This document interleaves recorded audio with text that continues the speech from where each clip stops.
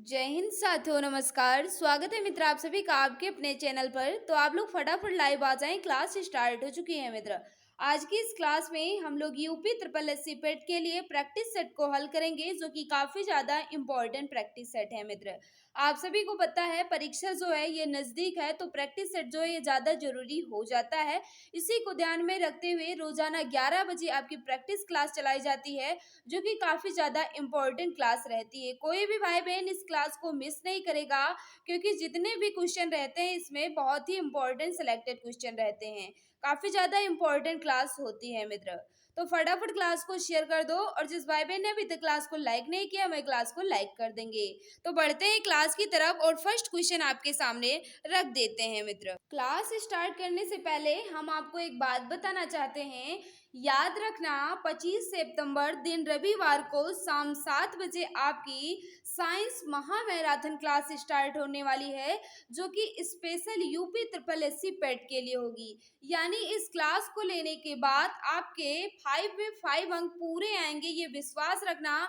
क्योंकि ये क्लास जो है काफ़ी ज़्यादा इम्पोर्टेंट क्लास होगी, चाहे जितने घंटे की हो जाए, चाहे 4 घंटे की हो या 5 घंटे की हो, लेकिन ये क्लास जो है काफ़ी ज़्यादा खास होगी यूपी ट्रिपल एससी पेट के लिए।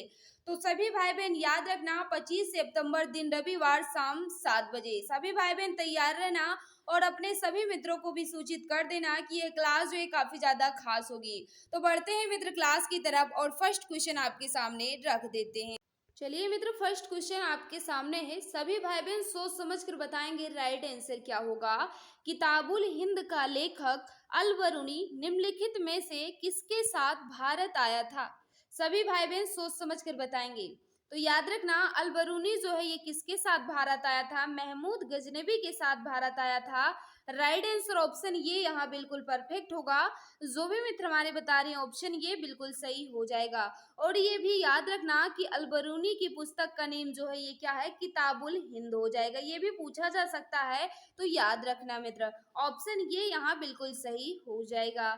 नेक्स्ट आपके सामने क्वेश्चन नंबर 2, इसका राइट आंसर बताना है। 1946 में गठित कैबिनेट मिशन का सदस्य नहीं था। 1946 में गठित कैबिनेट मिशन का सदस्य कौन नहीं था, यह आपसे पूछ रहा है। तो याद रखना हेराल्ड विल्सन जो है ये कैबिनेट मिशन के सदस्य नहीं थे। बाकी तीनों जो है मित्र ये कैबिनेट मिशन के सदस्य थे, लेकिन हेराल्ड विल्सन जो है ये बिल्कुल भी नहीं थे। तो राइट आंसर ऑप्शन डी यहाँ बिल्कुल सही हो जाएगा। नेक्स्ट आपके सामने मित्र क्वेश्चन नंबर 3, इसका राइट आंसर बताना है। 20 जून 1756 को ब्लैक होल घटना निम्नलिखित में से किसके शासनकाल में घटित हुई थी। यानी आपसे पूछ रहा है ब्लैक होल की घटना जो है ये कब हुई, तो यहाँ लिखा गया है 20 जून 1756 को। किसके शासन काल में हुई, तो याद रखना सिराजुद्दौला के शासन काल में ब्लैक होल घटना हुई थी 1756 में। जो भी मित्र हमारे बता रहे थे ऑप्शन बी बिल्कुल सही हो जाएगा। नेक्स्ट आपके सामने क्वेश्चन नंबर 4, इसका राइट आंसर बताना है। सविनय अवज्ञा आंदोलन के रूप में महात्मा गांधी ने दांडी मार्च कब किया था। सविनय अवज्ञा आंदोलन के रूप में महात्मा गांधी ने दांडी मार्च कब किया था। तो इसका जो राइट आंसर हो जाएगा बिल्कुल सही बता रही हो 12 मार्च 1930 को। तो राइट आंसर किसके साथ जाएगा, ऑप्शन डी यहाँ बिल्कुल परफेक्ट होगा। नेक्स्ट आपके सामने मित्र क्वेश्चन नंबर 5 है। काफी ज्यादा इंपॉर्टेंट क्वेश्चन है, कोई भी मित्र इसे स्किप नहीं करेगा। माई एक्सपेरिमेंट विद ट्रुथ के लेखक कौन है। माई एक्सपेरिमेंट विद ट्रुथ के लेखक कौन है, यह आपसे पूछ रहा है। तो याद रखना इसका जो राइट आंसर हो जाएगा बिल्कुल सही बता रहे हो महात्मा गांधी। ऑप्शन डी यहाँ बिल्कुल परफेक्ट होगा। My experiment with the truth के लेखक कौन है, महात्मा गांधी जी हैं, जो कि ऑप्शन नंबर डी में दिया गया है। नेक्स्ट आपके सामने है मित्र क्वेश्चन नंबर 6, इसका राइट आंसर बताना है। भारत में अली बंधुओं यानी शौकत अली एवं मोहम्मद अली ने किस आंदोलन का नेतृत्व किया था।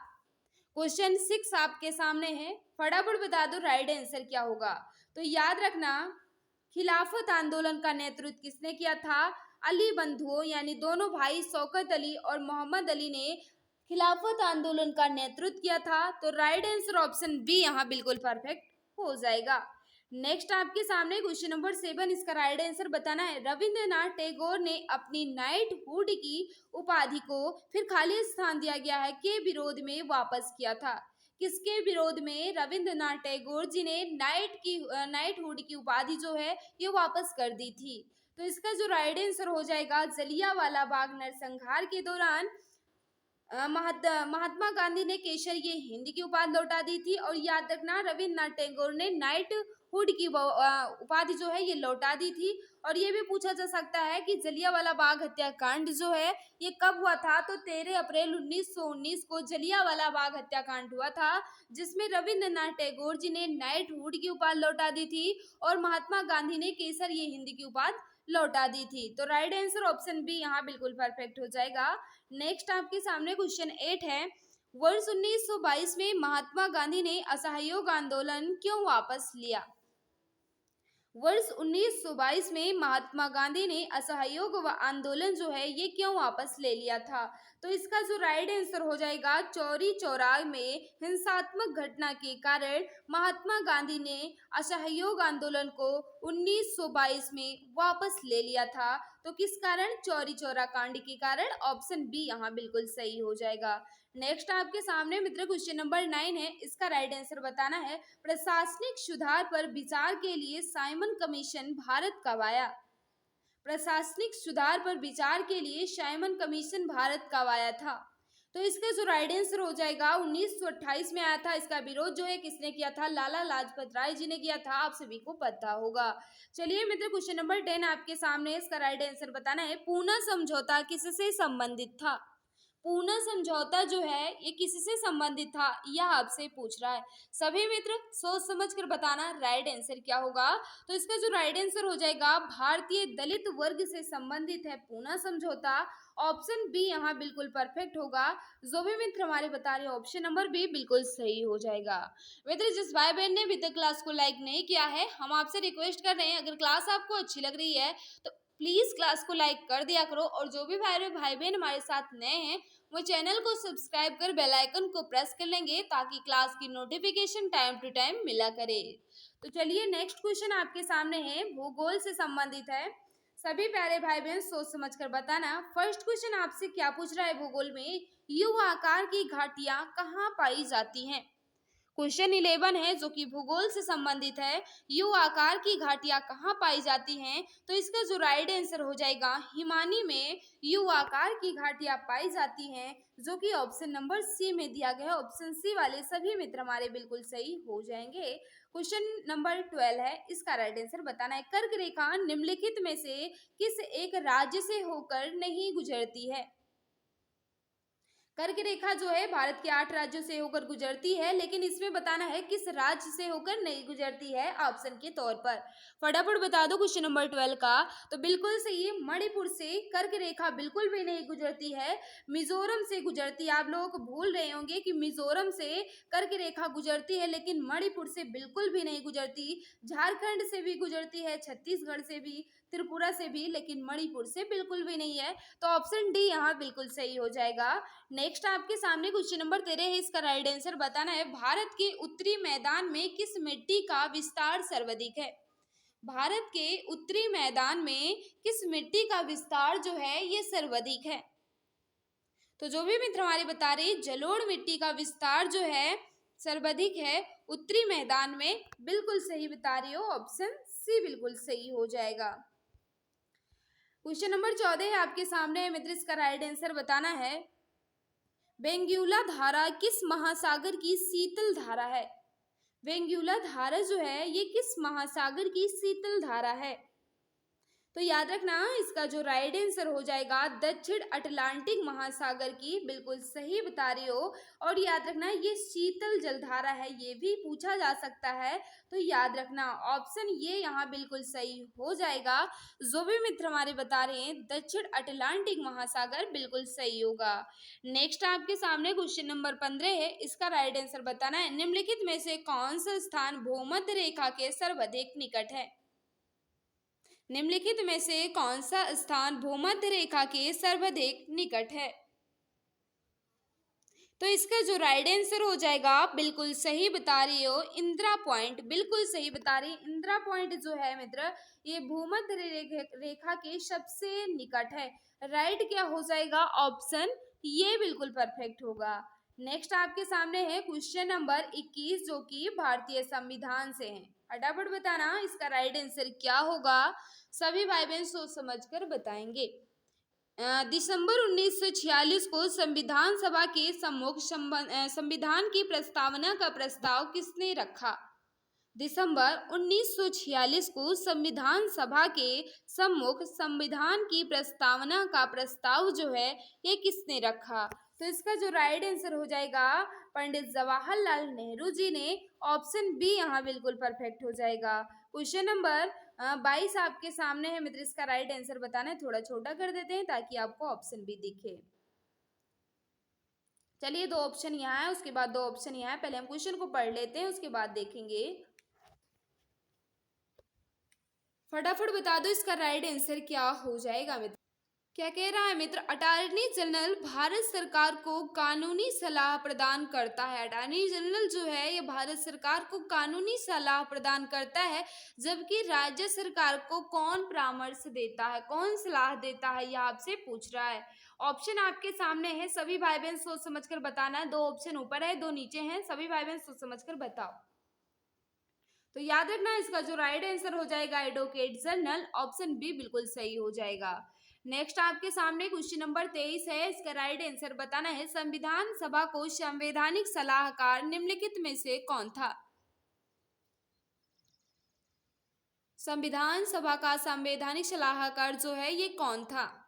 तो इसका जो राइट आंसर हो जाएगा वीएन राव। बिल्कुल सही बता रहे हो, वीएन राव जी थे। ऑप्शन सी बिल्कुल सही होगा मित्र। नेक्स्ट आपके सामने क्वेश्चन नंबर 24 है, इसका राइट आंसर बताना है। सभी भाई बहन बता देंगे इसका राइट आंसर क्या हो जाएगा। अनुच्छेद 108 के तहत राष्ट्रपति द्वारा लोकसभा एवं राज्यसभा की संयुक्त बैठक आहूति की जाती है। बिल्कुल की जाती है। इसकी अध्यक्षता जो है ये कौन करता है। इसकी अध्यक्षता जो है ये कौन करता है, कौन बुलाता है, राष्ट्रपति बुलाता है। बिल्कुल सही है, अनुच्छेद 108 में है, बिल्कुल सही है। लेकिन इसकी अध्यक्षता जो है ये कौन करता है, तो लोकसभा अध्यक्ष करते हैं। यानी ऑप्शन सी बिल्कुल परफेक्ट होगा। जो भी मित्र हमारे बता रहे हैं ऑप्शन सी बिल्कुल सही हो जाएगा। अब आपसे पूछ रहा है 2 अक्टूबर 1959 को सर्वप्रथम पंचायती राज का शुभारंभ कहाँ से किया गया, कहाँ किया गया या कहाँ से किया गया, आपसे पूछ रहा है। बताना मित्र इसका राइट आंसर क्या हो जाएगा। 2 अक्टूबर 1959 को 2 अक्टूबर 1959 को सर्वप्रथम पंचायती राज का शुभारंभ कहाँ किया गया था।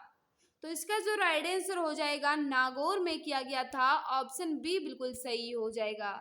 नेक्स्ट आपके सामने क्वेश्चन नंबर 26, इसका राइट आंसर बताना है। प्राणी जगत के वर्गीकरण में निम्नलिखित में से कौन सा संघ नहीं है।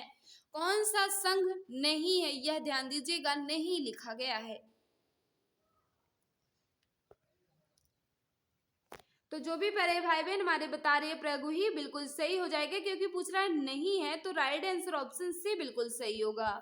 नेक्स्ट आपके सामने मित्र इसका राइट आंसर बताना है। क्वेश्चन नंबर 27 आपसे क्या पूछ रहा है। स्वतंत्र रूप से गिर रही एक वस्तु की गति, उसके बाद खाली स्थान दिया गया है, गति का उदाहरण है। किस गति का उदाहरण है यह आपसे पूछ रहा है। तो याद रखना, जब कोई वस्तु जो है ये स्वतंत्र रूप से गिर रही हो तो एक समान त्वरित गति का उदाहरण हो जाता है। जब वह स्वतंत्र रूप से गिर रही हो तो एक समान त्वरित गति का उदाहरण होगा। ऑप्शन ये बिल्कुल परफेक्ट हो जाएगा। मित्र नेक्स्ट आपके सामने है, उत्तल और अवतल दर्पण किसके उदाहरण है। उत्तल और अवतल दर्पण जो है ये किसके उदाहरण है, यह आपसे पूछ रहा है। तो याद रखना इसका जो राइट आंसर हो जाएगा बिल्कुल सही बता रही हूँ, गोलीय दर्पण का उदाहरण है उत्तल दर्पण और अवतल दर्पण। तो क्या हो जाएगा, ऑप्शन बी बिल्कुल सही होगा मित्र। नेक्स्ट आपके सामने दाब के एसआई मात्रक को क्या कहते हैं। दाब का एसआई मात्रक जो है ये क्या होता है, यह आपसे पूछ रहा है। सभी भाई बहन जल्दी जल्दी आंसर देने की कोशिश करेंगे। तो इसका जो राइट आंसर हो जाएगा बिल्कुल सही बता रहे हो, दाब की एसआई मात्रक जो है ये पास्कल होता है, जो कि ऑप्शन सी में दिया गया है। ऑप्शन सी सभी मित्र बता रहे हैं बिल्कुल सही हो जाएगा। नेक्स्ट आपके सामने निम्नलिखित में से क्या सबसे अधिक संपीड़य है। निम्नलिखित में से क्या सबसे अधिक संपीड़य है। तो बिल्कुल सही है, जाहिर सी बात है गैस होगा। ऑप्शन सी बिल्कुल सही हो जाएगा। नेक्स्ट आपके सामने है क्वेश्चन नंबर 36 जो कि हिंदी से संबंधित है। सामान्य हिंदी का पहला क्वेश्चन आपके सामने है, लाला का अन्य लिंग रूप है। लाला का स्त्रीलिंग बता दीजिए क्या हो जाएगा। लाला का स्त्रीलिंग जो है ये क्या होता है, ललाइन होता है। क्या होता है मतलब लाला का स्त्रीलिंग जो है ये ललाइन होता है, जो कि ऑप्शन बी में दिया गया है। ऑप्शन बी वाले सभी मित्र हमारे बिल्कुल सही हो जाएंगे। नेक्स्ट आपके सामने क्वेश्चन नंबर 37 है, इसका राइट आंसर बताना है। विलोम शब्द युग्म नहीं है, यानी आपसे पूछ रहा है कौन सा ऐसा युग्म है जो विलोम नहीं है, यानी दो एक दूसरे के अपोजिट नहीं है, यह आपसे पूछ रहा है। उन्मूलन का रोपड़ बिल्कुल सही, आबाद का बर्बाद, अभिज्ञ का अनभिज्ञ, लेकिन मर्चेंट का कोमल नहीं होता, यही बिल्कुल सही हो जाएगा, क्योंकि यहाँ पूछ रहा था कौन सा शब्द युग्म नहीं है, विलोम शब्द युग्म कौन सा नहीं है। तो तीनों जो है ये एक दूसरे के अपोजिट है, लेकिन पहला बिल्कुल भी नहीं है, तो राइट आंसर ऑप्शन ये बिल्कुल सही होगा। लघुर्मी में कौन सी संधि है, लघुर्मी में कौन सी संधि है यह आपसे पूछ रहा है। तो याद रखना इसका जो राइट आंसर हो जाएगा, बिल्कुल सही बता रहे हो। यहाँ तो कहना है दीर्घ संधि नहीं दिया गया, तो बता दो इसमें राइट आंसर क्या होगा। तो सबसे पहले हम इसका संधि विच्छेद कर लेते हैं। लघुर्मी का अगर हम संधि विच्छेद करेंगे तो लघु प्लस उर्मी हो जाएगा। क्या हो जाएगा, लघु प्लस उर्मी जो है इसका संधि विच्छेद हो जाएगा, और इसमें कौन सी संधि होगी, तो स्वर संधि हो जाएगी, जो कि ऑप्शन नंबर सी में दिया गया। ऑप्शन सी वाले सभी भाई बहन हमारे बिल्कुल सही होंगे। दीर्घ संधि होता है जो कि स्वर संधि का प्रकार है। नेक्स्ट आपके सामने श्रुति सम भिन्नार्थक शब्द के जोड़े को पहचानिए। श्रुति सम भिन्नार्थक शब्द का जोड़ा जो है इसमें से कौन सा है। संसार जगत जो है एक दूसरे के पर्यायवाची या कहा जाए समानार्थी हैं। दिन दिवस भी एक दूसरे के समानार्थी हैं। संध्या और शाम भी एक दूसरे के हैं। लेकिन अपेक्षा और उपेक्षा जो है ये समश्रुति भिन्नार्थक शब्द है। तो राइट आंसर किसके साथ जाएगा, ऑप्शन ये यहाँ बिल्कुल परफेक्ट होगा। जो भी मित्र हमारे बता रहे ऑप्शन ये बिल्कुल सही हो जाएगा। क्वेश्चन नंबर 40 आपके सामने है मित्र, इसका राइट आंसर बताना है। चलिए हम आपको 5 सेकंड का समय देते हैं, सोच समझकर बताओ। सभी भाई बहन सोच समझकर बता दें इसका राइट आंसर क्या होगा। क्या कह रहा है, दिए गए वाक्य में त्रुटि वाले अंश को ए बी सी से इंगित किया गया है। त्रुटि ना होने पर विकल्प डी उत्तर कीजिए, यानी इस अंश में इस भाग में त्रुटि हो उस भाग को चिन्हित कीजिए। अगर किसी में त्रुटि नहीं है तो ऑप्शन नंबर डी को चिन्हित कर दीजिएगा। तो इसका जो राइट आंसर हो जाएगा बिल्कुल क्या होगा, पहले हम वाक्य को पढ़ लेते हैं। मुख्य अतिथि आए और एक फूलों की माला पहनाकर उनका स्वागत किया गया। मुख्य अतिथि आए बिल्कुल सही है, पहले वाले ऑप्शन में तो मुख्य अतिथि आए बिल्कुल सही है। दूसरा क्या लिखा गया है, और एक फूलों की माला पहनाकर। भाई एक फूल की माला नहीं होती, फूलों की एक माला होती है। क्या होती है, फूलों की एक माला होती है, ना कि एक फूल का माला होता है। तो राइट आंसर किसके साथ जाएगा, ऑप्शन बी में त्रुटि है। ऑप्शन बी वाले सभी मित्र हमारे बिल्कुल सही हो जाएंगे। अब आपके सामने आ चुका है जनरल क्वेश्चन यानी स्टैटिक जीके के क्वेश्चन। सभी प्यारे भाई बहन बताएंगे इसका राइट आंसर क्या हो जाएगा। ये सेंचुरी इज नॉट इनफ किस खिलाड़ी की आत्मकथा है। ये सेंचुरी इज नॉट इनफ किस खिलाड़ी की आत्मकथा है। तो याद रखना इसका जो राइट आंसर हो जाएगा, ये सेंचुरी इज नॉट इनफ, ये किसकी आत्मकथा है, सौरव गांगुली जी की है। बिल्कुल सही बता रही हैं ऑप्शन ये वाले मित्र। जिस भाई बहन ने अभी तक क्लास को लाइक नहीं किया है, हम आपसे रिक्वेस्ट कर रहे हैं, क्लास आपको अच्छी लग रही है तो प्लीज क्लास को लाइक कर दिया करो, क्योंकि आपके एक ही लाइक से मुझे बहुत ही मोटिवेशन मिलता है। आप सोचते हो हमारे एक लाइक से क्या होगा ना, लेकिन आपके ही लाइक से बहुत बड़ा इफेक्ट पड़ता है। तो जिस भाई बहन ने अभी तक क्लास को लाइक नहीं किया वे कर देंगे। जो भी मित्र हमारे साथ नए हैं वे चैनल को सब्सक्राइब कर बेल आइकन को प्रेस कर लेंगे, ताकि क्लास की नोटिफिकेशन टाइम टू टाइम मिला करे। नेक्स्ट आपके सामने है, इसका राइट आंसर बताना है। सबसे पहली महिला का नाम बताइए जिसने नोबेल पुरस्कार जीता था। सबसे पहली महिला का नाम बताइए जिसने नोबेल पुरस्कार जीता था, यह आपसे पूछ रहा है। तो याद रखना मेरी क्यूरी बिल्कुल सही हो जाएगा। ऑप्शन बी यहाँ बिल्कुल परफेक्ट होगा। जो भी मित्र हमारे बता रहे हैं मेरी क्यूरी बिल्कुल सही होगा। नेक्स्ट आपके सामने है क्वेश्चन नंबर 68, इसका राइट आंसर बताना है। किस विश्व संस्था को विश्व बैंक की उदार ऋण खिड़की के रूप में जाना जाता है। किस विश्व संस्था को विश्व बैंक की उदार ऋण खिड़की के रूप में जाना जाता है? तो इसका जो राइट आंसर हो जाएगा क्या, किसको मित्र? आईडीए को। किसको? आईडीए को, यानी ऑप्शन डी बिल्कुल परफेक्ट हो जाएगा। आईडीए को जाना जाता है, क्या जाना जाता है? ऋण खिड़की के रूप में। नेक्स्ट आपके सामने है क्वेश्चन नंबर 69। इसका राइट आंसर बताना है, भारतीय मुद्रा का नया प्रतीक किसने डिजाइन किया था? भारतीय मुद्रा का नया प्रतीक जो है ये किसने डिजाइन किया था? क्या है प्रतीक? भारतीय मुद्रा का प्रतीक जो है इस प्रकार होता है। इसको किसने डिजाइन किया था, यह आपसे पूछ रहा है। बताओ मित्र इसका राइट आंसर क्या होगा? तो इसका जो राइट आंसर हो जाएगा उदय कुमार ने किया था, जो कि ऑप्शन नंबर ये में ही दिया गया है। ऑप्शन ये यहाँ बिल्कुल परफेक्ट होगा। जो भी मित्र हमारे बता रहे हैं ऑप्शन ये बिल्कुल सही हो जाएगा। क्वेश्चन नंबर 70 आपके सामने है। इसका राइट आंसर बताना है। सभी प्यारे भाई बहन सोच समझ कर बताएंगे राइट आंसर क्या होगा। प्रीटोरिया किस देश की कार्यपालिक राजधानी है? प्रीटोरिया जो है ये किस देश की कार्यपालिक राजधानी है? तो किसकी है? दक्षिण अफ्रीका। जो भी मित्र हमारे बता रहे हैं ऑप्शन बी बिल्कुल परफेक्ट हो जाएगा। मित्र अगर आप लोग इसकी पीडीएफ पाना चाहते हैं तो आप हमारे टेलीग्राम से जुड़ जाएं। टेलीग्राम या व्हाट्सएप पर इसकी पीडीएफ दे दी जाएगी। टेलीग्राम पर जुड़ने के लिए आप टेलीग्राम पर सीधे चैनल का नेम एग्जाम गुरुजी बाय सर्च करके ज्वाइन हो जाना, वहीं आपको इसकी पीडीएफ मिल जाएगी। मित्र आज की क्लास जो है आपको कैसी लगी कमेंट बॉक्स में जरूर बताना, और आज की इस क्लास में आपका स्कोर कितना रहा ये भी बता देना। काफी ज्यादा इंपॉर्टेंट क्लास थे मित्र। क्लास कैसी भी लगी हो बता दिया करो। अगर किसी क्वेश्चन में डाउट है तो आप बेझिझक कमेंट कर पूछ सकते हैं, मैं जवाब देने की पूरी कोशिश करूंगी मित्र। तो चलिए एक बार हम फिर से आपको बता देते हैं। याद रखना मित्र कि यूपी ट्रिपल एससी पेट के लिए साइंस की महा मैराथन क्लास स्टार्ट होने वाली है। कब होगी? तो याद रखना 25 सितंबर दिन रविवार को शाम 7 बजे ये क्लास लाइव होगी। काफी ज्यादा इम्पोर्टेंट क्लास होगी, जो कि यूपी ट्रिपल एससी पेट के लिए स्पेशल होगी। इस क्लास को लेने के बाद आपके 5 में 5 आंसर जो है, यानी जितने भी साइंस के क्वेश्चन आएंगे 5 क्वेश्चन आएंगे, पांचों जो है बिल्कुल कंफर्म हो जाएगा। ये क्लास जो है काफी ज्यादा खास होगी। कोई भी भाई बहन इस क्लास को मिस नहीं करेगा।